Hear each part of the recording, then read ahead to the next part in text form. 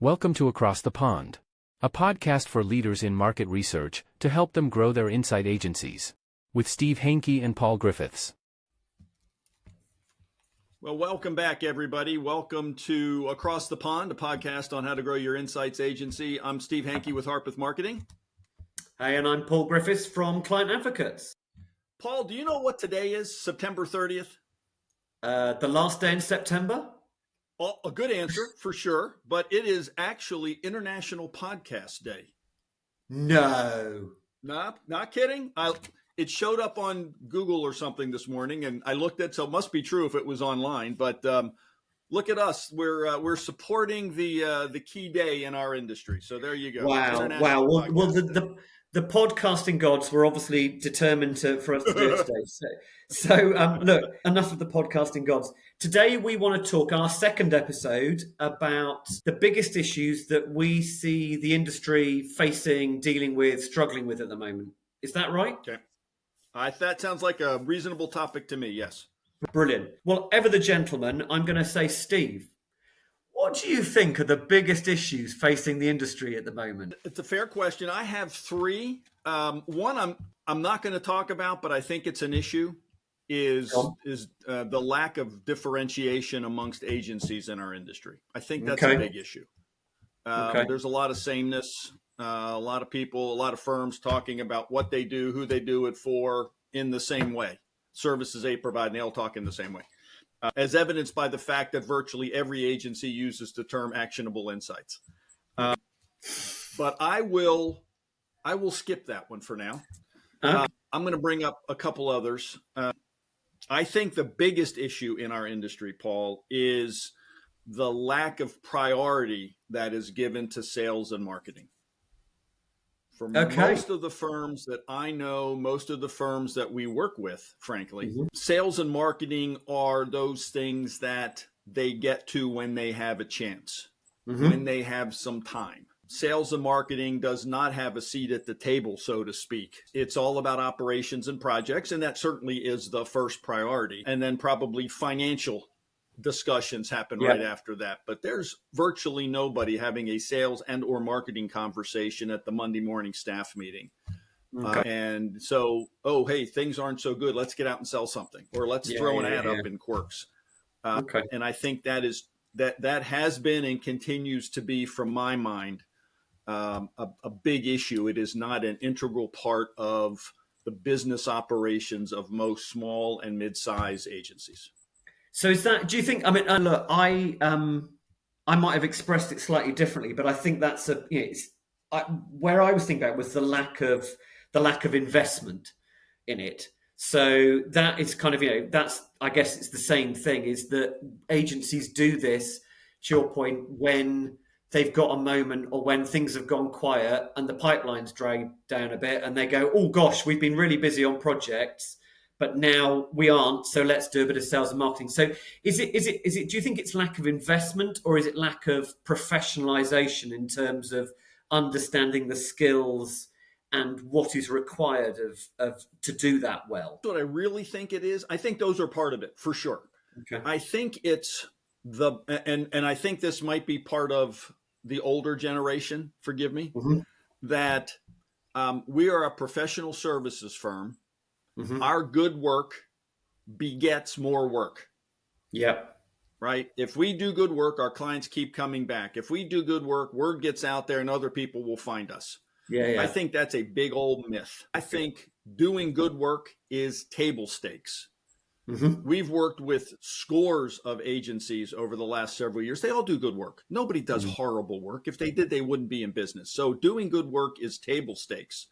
Yeah. So if everybody's doing good work, how do you stand out? How do you find new clients? How do new clients find you? Sales and marketing. But I just don't think that acceptance of sales and marketing as a critical part of a business is there yet in our industry. Fine. I think it's getting. I'm going to be positive. I think it's getting better.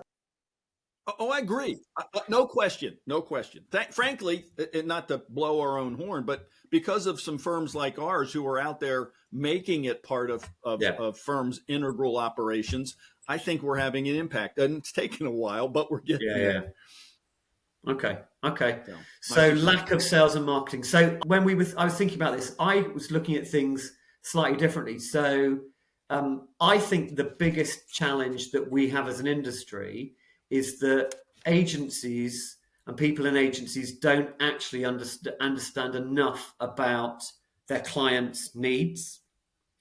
So, and let me tell you why. So, I speak to end clients as well as agencies, and one of the things I've been asking end clients is how much time do you spend thinking and talking to your agencies and managing the relationships? You know, all the sort of figures differ, and it's not a quantitative study.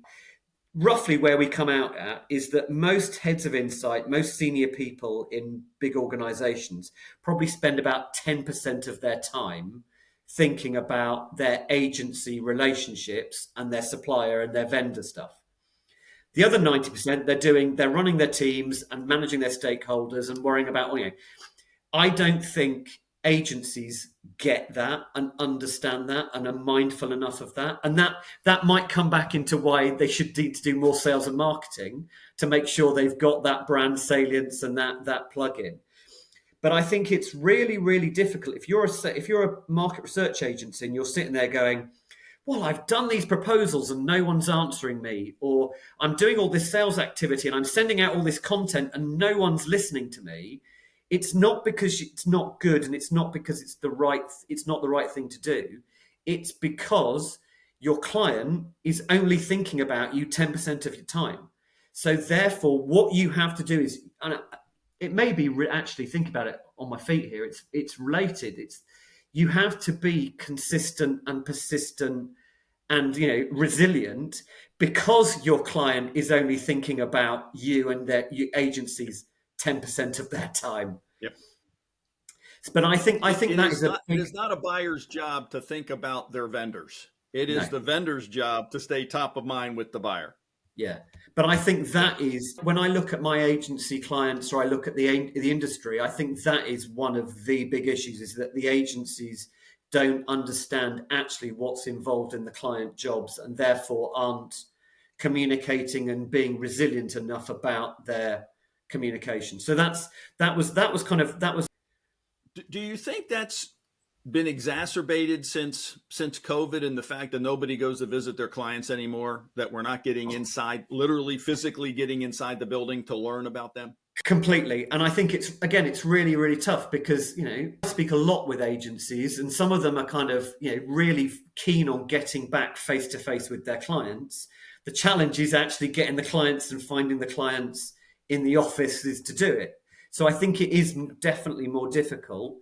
I can also see through my own business and my own kind of business development and sales and marketing, but also talking to agency clients, the agencies that do manage to do face-to-face meetings are having more impact and having more effect and being more successful. I think it is one of the things that is kind of, is going to help you be more successful. So maybe those working practices is one of the industry issues that we've got to kind of acknowledge and notice. Yeah. What else did you have on your list, Steve? I had a lack of process and systems within the agencies. Again, we're talking about small and mid-size agencies more than we're talking about Ipsos and Kantar, right? Yeah. And we're talking, and from my perspective, what I see in talking with my agency clients and just clients in agencies in general, I don't see a lot of them creating marketing plans or sales plans, lack of editorial calendars. They're not really checking their marketing and sales metrics. I mean, maybe they're looking at some basic sales reports. I see the use of pipelines, but inappropriately. I think there's, again, this maybe goes back to the first point, where it's not seen as an integral part of their business operations. And so they sort of work at it haphazardly, if you will. And part of that haphazard approach to sales and marketing is, by and large, a lack of measurement and metrics. And I think Okay. that's a problem, as you know. I'm a big believer what gets measured gets done. If you're not measuring it, it's probably not getting done. And there's Yeah, no yeah, way yeah. to learn from what you've been doing because you're not measuring it to get better down the road. So I think that's it's a bad thing in general, but it's got sort of this multiplier effect down the road as well. Yeah, yeah. Okay. And look, again, I buy all that. You mentioned about the pipeline. So the one of the big issues that I'd identified was that lack of clarity and understanding of how a pipeline develops. And related to that, the lack of use of things like a CRM system. So, I work with clients who've got CRM systems and they use them very effectively. And what they do is they've mapped out their pipeline, and their pipeline just doesn't start when a job is when they receive an RFP, but there is a whole set of activities and processes and meetings and stages before they get to that point. But also there is 3 or 4 or 5. I think one of my agencies has got 6 stages post RFP issuance to try and move the conversation down to the point where work is commissioned. And the reason for that is I completely agree with you. I think what gets measured matters and it gets done. But I think what is also I can see is that clients talk to me and agencies talk to me a lot about the fact that getting jobs over the line, getting work commissioned is really, really tricky.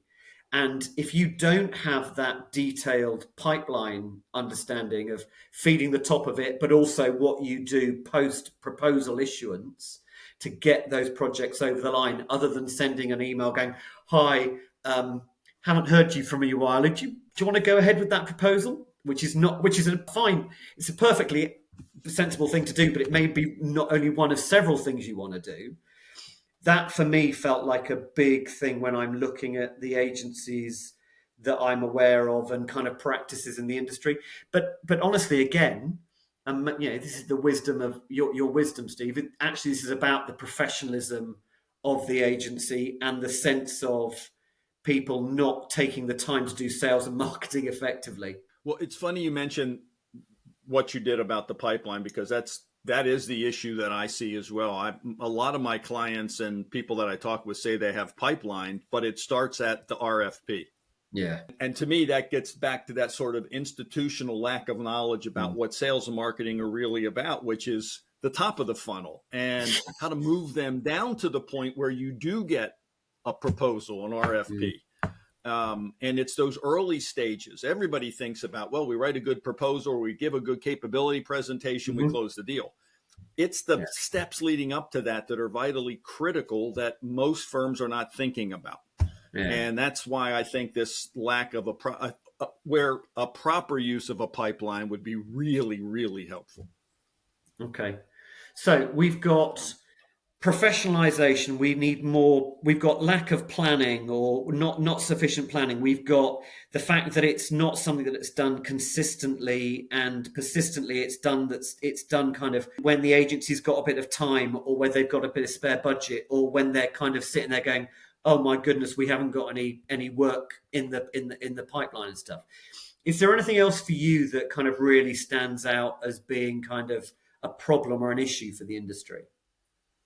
One more thing, but it's starting to get a little bit better, and that is a lack of sales and marketing skill development. Okay. You can go to any conference anytime, and every session is on research. Of course, it's a research conference, but where are you going to go to help develop the sales and marketing skills of your employees? There are very few places, though it is starting. So a couple of things. One is, for example, IIEX that Green Book puts on generally has a few sessions on sales or marketing. Yeah. Let's see. The MSMR programs, Masters in Market Research programs, don't have anything related to it, though I've actually been in some conversations with Michigan State about perhaps adding some business development classes for the master students. Oh, cool. The Insights Association is starting this fall, actually, if you look it up, a 3-part webinar series on sales. So it's starting to find sort of its footing a little bit in our industry. And I think, at least obviously we're talking about agency side here. The more of that we can do, the more then this kind of gets back to issue number one, right? It becomes part of an organization's sort of core competencies. But until we're doing a better job sort of around the industry on education, that's not ever really going to happen. And look, I've been, as you're aware, my background is not as a pure play researcher. I came in the industry to do commercial stuff and ended up doing research, albeit not very well, probably. But I completely get that, and I've been saying for years, part of the advantage I've had in my career is the fact that I did an MBA and I've got that breadth of commercial experience. I understand all the different bits of the value chain. And I've always thought as an industry, we've not invested. We're really good, to your point, at investing in research methodologies, techniques. God knows the amount of training that's going on in the moment about AI and kind of, how we can use AI to do this and AI to do that, all of which is entirely valid. But it takes away from the fact that we've not got enough people in the business or the industry who possibly understand the kind of commercial levers that need to be pulled, whether that be from a sales and marketing perspective, or indeed from a strategy perspective, or a HR perspective, or an operations and process perspective. But I agree with that. I think there is, however, there's a broader issue here, and it comes back to this idea of understanding a bit more about the client's process, and it also focuses very heavily on the fact that I think as an industry, we focus far too much on what we do and not the value we generate and create. So, and your point about the marketing, how much marketing have you and I seen over the years, which is we've got a new whiz-bang methodology and we've got this amazing way of doing research and we can, but actually very little focus on this is the value we generate. I think maybe this is all what we're coming to is that the value proposition, the way we market, the way we run our agencies is all far too focused, weirdly enough, on the research and not enough on the value it generates and communicating that value and selling it in. You sat in on our sales workshop, and that was one of the things that we talked about, which is buyers don't care what you can do. They only care what you can do for them. And it's about delivering that value. It's about solving those problems. If you could, my standing joke is, if you could figure out a problem by using tarot cards, but it solved their business problem, they'd be fine with it. They don't care. It's solve my problem. Show me the value of working with you. Show me the value of this methodology or the value of this technology. Then we can talk. Just don't tell me what you do. We don't care. I think you hit that right on the head, pal.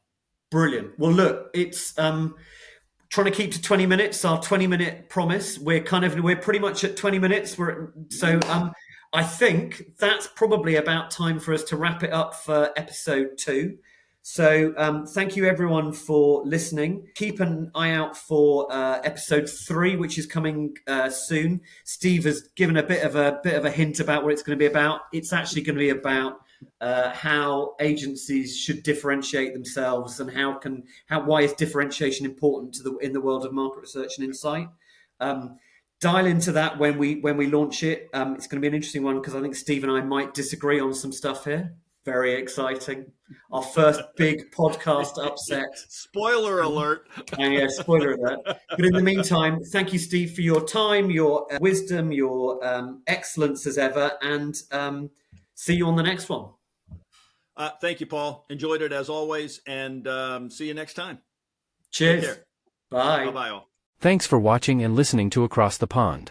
Get in touch with Paul at clientadvocates.co.uk and Steve at harpethmarketing.com. Look forward to seeing you next time.